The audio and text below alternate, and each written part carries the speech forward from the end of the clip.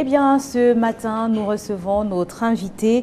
Dans le cadre de cet entretien, nous allons parler de la situation des Camerounais qui sont actuellement bloqués au Soudan. Les affrontements ont éclaté depuis le 15 avril et les chiffres font état de plus de 500 morts, des milliers de blessés, des milliers de déplacés également qui trouvent refuge à la frontière entre le Tchad et le Soudan, mais pas que. Ils trouvent également refuge dans d'autres pays voisins. C'est dire que la situation est véritablement compliquée de ce côté. Mais il a réussi à regagner le pays. Christian Ndjounda, ce matin, il vient partager avec nous son périple, son expérience depuis le Soudan jusqu'au Cameroun. Bonjour. Bonjour Gladys. Bienvenue. Merci. Bon retour au pays. Merci beaucoup. Alors dites-nous, qu'est-ce que vous étiez allé faire au Soudan?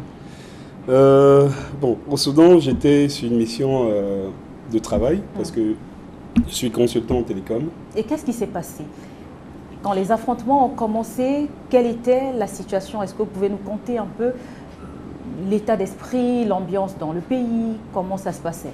D'accord.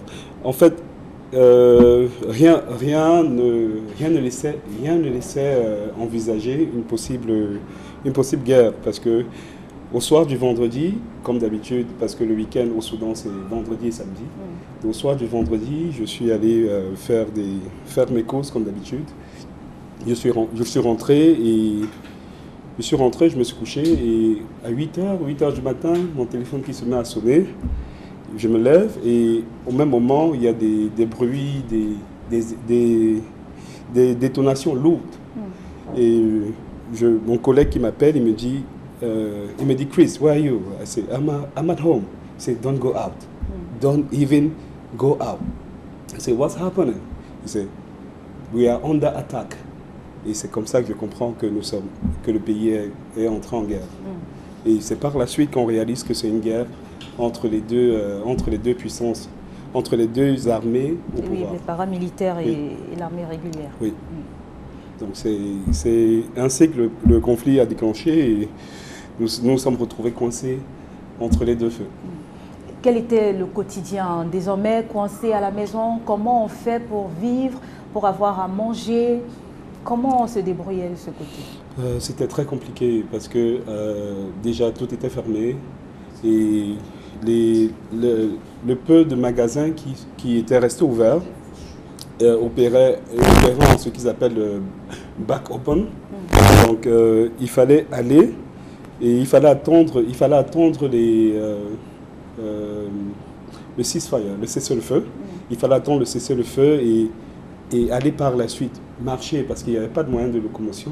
Donc il fallait prendre le risque de sortir de chez soi et prendre la route pour trouver ne serait-ce qu'un supermarché et quand bien même on y arrivait, tout était vide.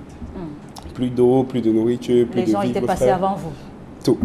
Tout terminé. Voilà. Est-ce que vous êtes constitué en communauté, c'est-à-dire que je recherche mes frères camerounais, on est ensemble, ivoiriens, ainsi de suite? C'était comme ça que ça se passait? Plusieurs pays se sont constitués en communauté parce que...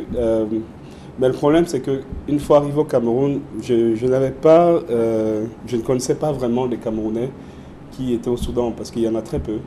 Et la plupart, apparemment, sont des étudiants. D'accord. Donc c'est quand le conflit a déclenché que j'ai été mis en contact, après mon post sur Facebook samedi, que j'ai été mis en contact avec des Camerounais au Soudan. Il y en a en moyenne combien? Ceux que vous avez pu rencontrer ou alors avec qui vous avez échangé, et est-ce qu'ils y sont toujours?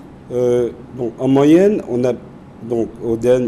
avait pu recenser 75 Camerounais au Soudan, mais je pense qu'il y en a un peu plus de 100. D'accord. Et d'après les dernières informations que j'ai eues étant en contact avec les Camerounais qui y sont et l'ambassade d'Égypte, l'ambassade du Cameroun en Égypte. Et il y a eu des évacuations programmées hier matin et qui se sont bien déroulées. Donc je pense que dans les jours qui suivent, d'ici 2-3 jours, nous aurons une bonne vague de Camerounais évacués du Soudan vers le Cameroun. On se rend compte qu'avant les conflits, pour quitter le Soudan par la route pour l'Égypte, il fallait payer en moyenne 30 000 Sudanese pounds SDG Et juste après le conflit, c'est quitté de 30 000 à 250 000. Ah, d'accord. Donc il fallait essayer de programmer des évacuations. Il fallait déjà, parce qu'il n'y avait pas d'évacuation aérienne, il fallait trouver des bus et ils ont délégué une représentation qui a pris la route de la frontière Aswan vers le Soudan avec des bus pour rechercher des Camerounais sur place. Et durant cette traversée pour la frontière, oui. Est-ce que ça vous arrivait de voir des paysages de désolation, des corps? Oui. Vous avez vécu tout cela? Des oui. corps qui jonchent la route? Avec des contrôles à chaque fois. Personnellement, j'ai été interpellé à 4 reprises. Et à chaque fois qu'ils entraient, ils disaient « Ah, you're with the dread. Go out. » Okay. Donc, parce que j'étais différent et ne parlant pas arabe, c'était très compliqué. Oui. Mais heureusement, mon collègue était là et à chaque fois il intervenait, il dit « Ah non, he's Cameroonian. You can't do that. » Et après, ils demandaient mon passeport, ils m'ont laissé passer, que je présentais et ils me laissaient continuer le trajet. D'accord. Bon retour une fois encore au pays natal et on espère également que les autres Camerounais qui ont envoyé leur cri de détresse depuis le Soudan vont pouvoir rejoindre le pays et que la situation véritablement va revenir à la normale dans ce pays. On évoque déjà plus de 500 morts, des milliers de blessés, de déplacés. Situation véritablement compliquée, le cessez-le-feu qui n'est pas du tout respecté par les différentes parties, l'acheminement même de l'aide médicale est véritablement compliqué de ce côté. Merci à vous Christian Djounda d'avoir partagé votre expérience avec nos téléspectateurs ce matin. Et je souhaite bon retour à tous mes frères camerounais et je prie pour un retour à la paix au Soudan. D'accord. Merci.